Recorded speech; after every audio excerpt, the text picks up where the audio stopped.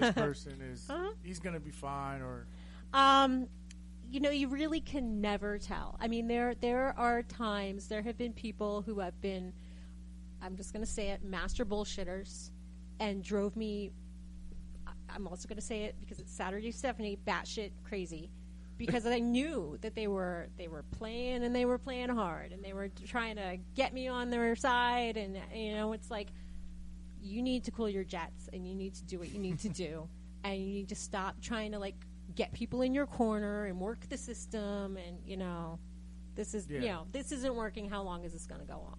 Yeah, there's been some of that. I've got a few actually one name in particular that I'm thinking about, and I really wish we could expand on that, but I'm not gonna. I think we're thinking about the exact same person, and it's amazing. Actually, I can think of about 3 people at this point in time over the last 3 years that have done that, and they try to rally people, and some of them were successful in rallying people in their corner. Yes, and it still blows my mind to this day. Yeah, like how that is possible and how somebody can buy into the bullshit so easily. The one-on-one conversations we could have about things that we've seen. But this is now public information, so we're not going to get into that. That's not what we're here for. That is not what we are here for. But yes, it's frustrating sometimes to see people gaming the system, and when it's so obvious, just so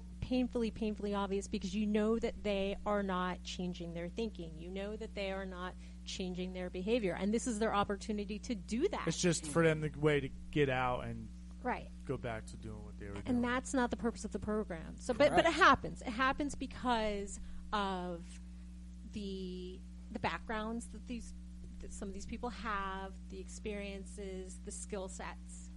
Again, are they learning something new, or aren't they? Now, is there people that you say, all right, no, we're not going to take him? We have some requirements in terms of so everybody's accepted criteria. If they meet the requirements. Essentially. Okay, so there are a couple hurdles you have to get past. First of all, you have to have an eligible criminal justice situation, right? So you either have to have a TCAP eligible charge, or you have to have parole or probation violation. I've said 20 times now. You also have to be a county resident. And Tony. Yeah. Hey, Tony. And that's a big one. That's actually, there have been a lot of there's been a lot of discussion about that as a team. There was one girl, the one time we had an application. This girl, her parents, I want to say Bangor, somewhere like that, lived, in Bangor. She graduated from Bangor High School. She was living in Monroe at the time or something like that, because she had gotten kicked out of mom and dad's house. So she went to her uncle's house. So they were like, well, she's not a county resident. I'm like, how can you possibly say that? How can you even say that? So I had a similar situation to that. So when I caught my charges, I was a resident of Northampton County. I lived in Bath, right? And when I finally got arrested, because I went on the run from them charges, because they didn't arrest me right away, so I was like, okay, catch me if you can. Yeah. And eventually they did, because I ended up catching new charges in another county. Yeah. But that was one of the biggest hurdles I had to go over, is I had to establish or show proof that I lived in this county before they would allow me onto the program. Absolutely. But fortunately, I was still able to use my last known address in Northampton County, because at the time when I got arrested, I was technically homeless, and I was living in the shelters in the streets of Allentown, right, which is Lehigh County. That was the next county over. Yep. So there was a little bit of possibility at the beginning that I wasn't going to be allowed on the program because of that. Right. And we do have a lot of conversations around that, because it is a requirement. I understand why it's a requirement in terms of funding. That's the reason for it. Also jurisdiction for probation as well. That too.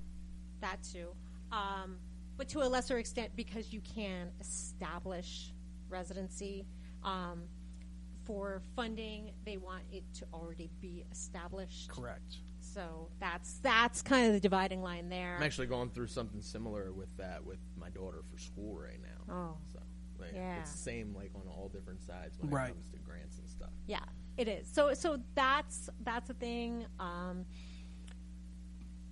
But beyond that, So say you're a county resident, you have the right kind of charges, all that, you have a substance abuse issue, but then we're kind of trying to look at motivation too, and that's really where it's like you don't know until you give somebody a chance. I mean, sometimes you can identify somebody who's maybe just not ready based on, say, an interview, especially in the TCAP program where you have an interview, you have a pretty involved interview.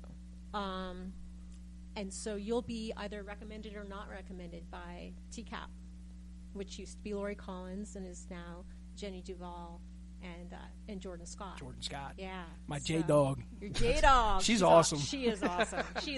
That girl. She's one of my favorite people to talk to and pick her brain when I'm trying to learn new things, especially about the field of treatment and recovery.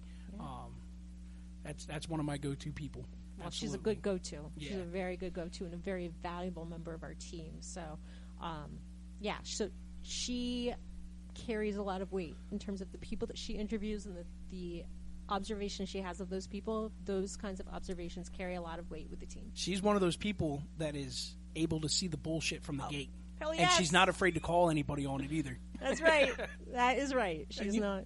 You got to have more people like that on the treatment team, people that are just able to call people out on their bullshit and not co-sign their Sometimes bullshit. you just wish you could. Like, listen here, buddy. You're a fucking Right. you're a scam artist or you're a bullshitter. I just seen you down on 3rd Street smoking crack last night. Yeah. And that's a little frustrating for me because I have an administrative role, but I also have a really straight shooter personality. Right. So the fact that I don't have that kind of like one-on-one opportunity to be like, listen, you know what?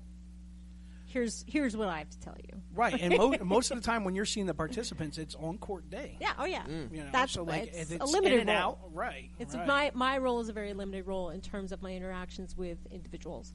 You got to take our pictures though. Oh yeah, I did. I did. I'm the team photographer. Yes. Thank you very much. Well, we'll get into another episode after this one, but we're gonna wrap this one up. Next time we'll expand a little bit more into the development of the recovery court and how it changed over the years, and we have a few other things that we want to talk to you about too. So expand more. Join us into next who week Stephanie for Steward is. 2 weeks, sir. 2 weeks. Join us 2 weeks for the second part of this episode with Stephanie Steward. Bye, guys. Bye.